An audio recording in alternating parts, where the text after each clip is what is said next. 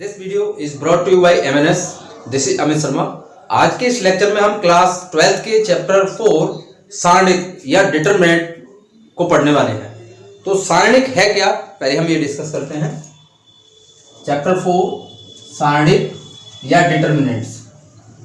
सारणिक एक प्रत्येक वर्ग आव्यूह और n क्रम का हो और उसका मान निश्चित हो। उसका मान कैसा हो? निश्चित हो। इसका मतलब प्रत्येक वर्ग आव्यूह जिसका ऑर्डर n हो और उसका एक निश्चित मान हो, उसे हम सारणिक के रूप में व्यक्त कर सकते हैं या उसे हम सारणिक कह सकते हैं। उसे हम क्या कह सकते हैं? सारणिक कह सकते हैं। पर कब कहेंगे ये बात ध्यान रखें।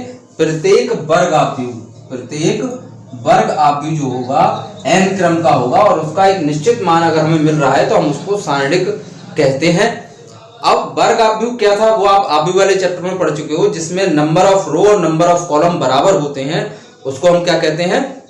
वर्ग आव्यूह। तो अब वर्ग आव्यूह में रो और कॉलम दोनों ही हमारे कैसे थे? बराबर थे।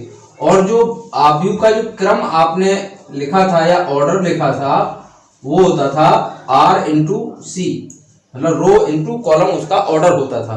लेकिन यहाँ पर ये दोनों चीजें समान होंगी, मतलब दोनों या तो 2x2 की होंगी या दोनों 3x3 की होंगी।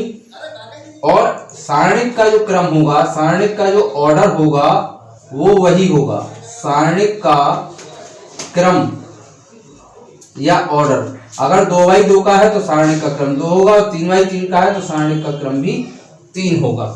ये बात ध्यान से समझ में आ गई होगी। तो प्रत्येक वर्ग आव्यूह जिसमें क्या होना चाहिए? एक n क्रम का होना चाहिए, प्रत्येक वर्ग और किसी प्रकार का नहीं होगा और उसका एक निश्चित मान होगा, उसे हम सारणिक कहते हैं।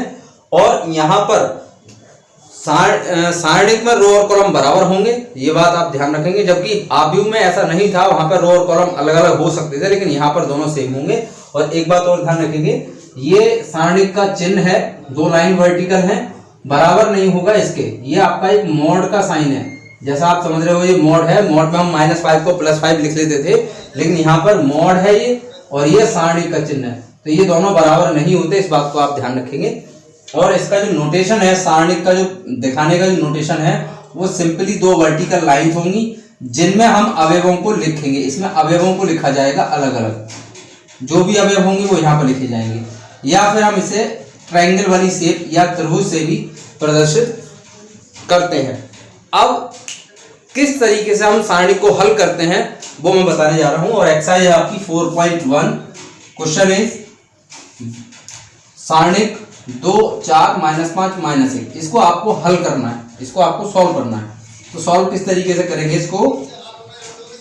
पहले आप करोगे मल्टीप्लाई इन दोनों की, 2 की गुणा -1 के साथ, बीच में माइनस का चिन्ह लगाएंगे आप, और फिर 2 जो नंबर रह गए उनकी गुणा बाद में करोगे, -5 गुणा 4, बीच में माइनस रहेगा, ये बात ध्यान रखेंगे। ये वाला -2, अब ये माइनस हो गया आपका प्लस, 5 चौक 20, 20 में से 2 घटा दिया तो आपका आ गया 18। ये हो गया इस सारणिक का हल। इस तरीके से हम करते हैं। ये जो सारणिक है वो 2 ऑर्डर इसका 2 है, इसका जो क्रम है वो 2 है। अब दूसरा प्रश्न, इसमें एक सारणिक है 2 3 4 5 बराबर में है x3 2x5। आव्यूह में जब 2 आव्यूह बराबर होते थे तो हम क्या करते थे, उनमें पहला अवयव पहले के बराबर, दूसरा अवयव दूसरे के बराबर रखते थे, तब हम हल करते थे। जबकि यहाँ पर ऐसा नहीं होगा। 2 सारणिक अगर बराबर है तो इसका मतलब ये नहीं है कि तुलना करने पर x का मान 2 हो जाए, यहाँ ऐसा नहीं होगा। ऐसा केवल आव्यूह में होता है। सारणिक में क्या होगा, हमें इसे हल करना होगा दोनों तरफ। पहले इसकी मल्टीप्लाई, तो 2 गुणा 5 -4 गुणा 3 बराबर में ऐसे ही x गुणा 5 -2x गुणा 3, ये हो गया 10 -12 बराबर 5x -6x। 10 में से 12 गया माइनस का 2 और यहाँ पर माइनस का x, माइनस से माइनस कैंसिल, तो आपके पास x का मान 2 आ गया। इस तरीके से आप x का मान निकाल सकते हो। अगर 2 सारणिक बराबर में हैं तो पहले उनको सॉल्व करोगे या उनको एक्सपेंड करोगे, उसके बाद हम उसे हल करते हैं। अब मैं आपको बताने जा रहा हूं 3 ऑर्डर 3 जिसका हो, जो सारणिक 3 ऑर्डर का हो, मतलब उसमें रो और कॉलम 3 हो, तो उसका विस्तार हम किस तरीके से करेंगे। अब 3x3 ऑर्डर का आपका एक आव्यूह है, 3 गुणा 3, इसमें 3 रो है और 3 कॉलम है। आपको सिद्ध करना है डिटरमिनेंट ऑफ 3a बराबर 27 डिटरमिनेंट ऑफ a। अब यहाँ पर 3 की और a अंदर है, डिटरमिनेंट के अंदर लिखा है 3a, इसका मतलब 3 की आपको गुणा करनी होगी a में, आव्यूह में। और आव्यूह में जब किसी स्केलर से गुणा की जाती है, किसी भी कांस्टेंट नंबर से गुणा की जाती है, तो जितने भी उसमें अवयव होते हैं सभी में गुणा करनी होती है। तो हम पहले 3a निकाल लेते हैं। तो 3a इक्वल टू आपका आएगा, ये जो है इसमें a में सब में गुणा कर दो, 0 3 0 0 3 6 0 0 12, ये हो गया आपका 3a। अब इसका आपको चाहिए क्या चीज, डिटरमिनेंट ऑफ 3a या सारणिक 3a। तो सारणिक में क्या होगा, अवयव यही रहेंगे, बस सारणिक का चिन्ह लग जाएगा, 2 वर्टिकल लाइन जिनके बीच में हमने अवयवों को लिख दिया, ये आपका सारणिक हो गया। अब यहाँ आपको ध्यान से समझना है किस तरीके से हम इसका विस्तार करते हैं, क्योंकि आगे चल के हम इसको जो सॉल्व करने वाले हैं वो डायरेक्टली सॉल्व करेंगे। यहाँ पे मैं आपको एक एक स्टेप बता रहा हूँ। ये आपकी रो 1 है, पहली रो, ये आपकी दूसरी रो, तीसरी रो, ऐसे ही column number 1, column number 2, column number 3, ये पंक्तियां हो गई, ये आपके स्तंभ हो गए। तो टोटल आपके पास 6 विकल्प हैं, 6 रास्ते आपके पास हैं जिनसे आप इसका विस्तार कर सकते हो, यानी इसको सारणी को हल कर सकते हो। उसके 6 तरीके हैं। किसी के भी पदों में आप विस्तार कर सकते हो, R1 के पदों में भी, R2 के पदों में भी, R3 के पदों में भी, ऐसे ही C1 के पदों में भी, C2 के पदों में भी और C3 के पदों में भी। सभी से आंसर कैसा आएगा, सेम आएगा। अब विस्तार करने के लिए आवश्यक चीज क्या है, वो है चिन्ह प्रॉपर्टी। सारणी की जो चिन्ह प्रॉपर्टी है वो मैं लिख रहा हूं, plus minus plus minus plus minus plus minus plus. इसका आप ध्यान रखेंगे, इसी के अकॉर्डिंग सॉल्व करेंगे। अब इसको मैं यहाँ पर विस्तार जो कर रहा हूं वो R1 के पदों में कर रहा हूं, ठीक है। मैं लिख रहा हूं R1 के पदों में विस्तार करने पर, पदों में विस्तार करने पर। अब क्योंकि मैंने R1 लिखा है, R1 के पदों में कर रहा हूं, तो R1 के जो अवयव हैं उनको आप पहले लिख लो। तो R1 के अवयव हैं 3 0 और 3, तो पहले 3 को लिख लिया, फिर 0 को लिख लिया और फिर 3 को लिख लिया। सभी के आगे सारणिक का चिन्ह लगा दिया, ये लग गया।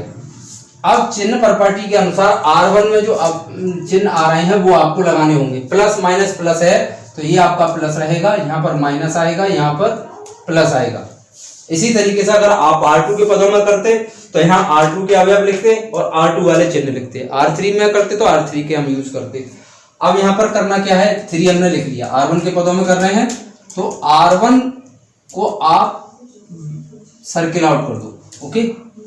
अब ये 3 जो एलिमेंट है ये आपका A11 है। कौन सा एलिमेंट है, A11। मैं नीचे मार्क कर दे रहा हूं, A11, ये A12 होता है, ये A13। तो A11 की बात आप कर रहे हो तो पहली रो और पहला कॉलम, पहली रो और पहला कॉलम, इसको आपको क्या करना है, लीव आउट करना है, इसको छोड़ना है। तो छोड़ने पर जो बचा वो लिखना है। क्या क्या बचा, 3 6 0 12, तो 3 6 0 12, ओके। अब हम बात करते हैं सेकंड वाले की, 0 के लिए। तो 0 जो आपका अवयव है वो आपका कौन सा अवयव है, A12, मतलब पहली रो और दूसरा कॉलम।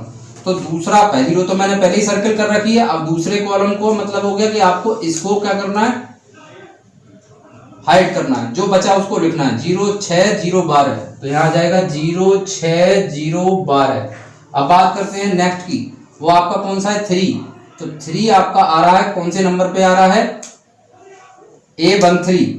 A13 आपका है फर्स्ट रो और third column, first row third column. तो यहाँ पे हम फर्स्ट रो तो पहले ही मार्क कर चुके हैं, अब हमें थर्ड कॉलम को क्या करना होगा, हाइड करना होगा। जो बचा वो उसे लिखना होगा, 0 3 0 0 0 3 0 0, इस तरीके से आपको लिखना होगा, ओके। अब इसको सॉल्व करने के लिए अभी मैंने क्रम 2 जिसका था सारणी, उसको हल करना बताया था। पहले इनकी गुणा करते हैं, बाद में रिमेनिंग एलिमेंट्स की, ऐसे ही यहाँ पर, ऐसे ही यहाँ पर। तो इसको हल कर लेते हैं। तो 12 की 3 से गुणा करोगे 36, इसमें 0 से गुणा करोगे 6 की 0 0, 0 की 12 से करोगे 0, 6 की 0 से करोगे 0 प्लस 3, फिर यहाँ भी 0 माइनस 0, बीच में माइनस रहता है। 36 की 3 से गुणा करोगे तो मिलेगा 108। आगे के सारे टर्म क्या हो गए आपके 0 हो गए। ये आपका LHS हो गया। ओके, अब मैं इसको सॉल्व कर रहा हूं कौन सी साइड, राइट हैंड साइड जो आपको प्रूव करनी थी। राइट हैंड साइड आपकी है 27 और डिटरमिनेंट ऑफ ए या सारणिक ए, तो 27 ऐसे ही लिख लिया।